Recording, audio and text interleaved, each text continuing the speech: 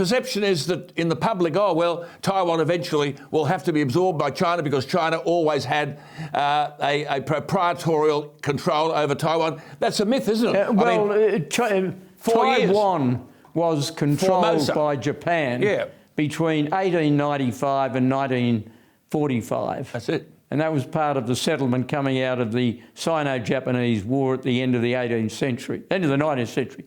So that's wrong. And a respected poll by the Pew Research Institute found that 66% of Taiwanese people regarded themselves as Taiwanese, and only a small percentage, less than 10, regarded themselves as Chinese, and the rest regarded themselves as both.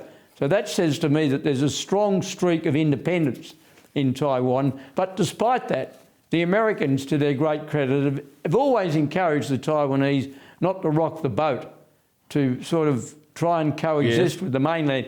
And it's the mainlanders, it's Beijing that's changed the tune, not the Taiwanese. But you make a very valid point, which is not generally conceded today. High risks for China in trying to conquer Taiwan. You make that point. Oh, look, I think one of the things that comes out of Ukraine and Russia, and this would be absorbed in Beijing, is that they might raid Taiwan, take it over, and spend the next 20 years trying to subjugate a sullen, resentful province of 24 million people.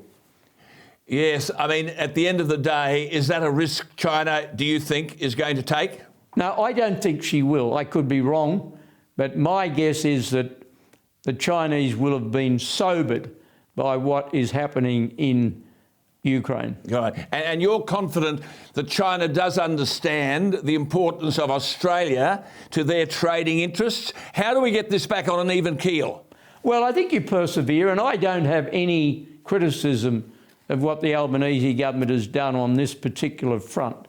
It's largely been a continuation of what we did, and I think the comments that have been made by Penny Wong and by the Deputy Prime Minister Miles have been quite sound. I think they've largely adopted pragmatic self-interest as their guiding principle in dealing with China, and that's in Australia's best interest.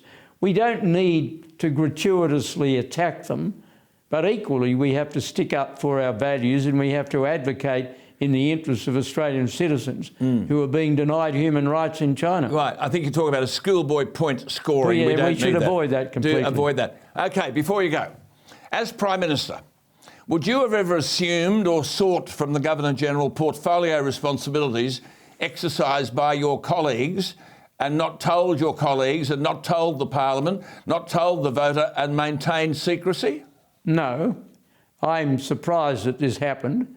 I'm glad that Scott Morrison has made a detailed statement and put it into context, but the cabinet system is really very simple. You appoint somebody to administer a portfolio. If you're not happy with him or her, you get rid of them and appoint another one.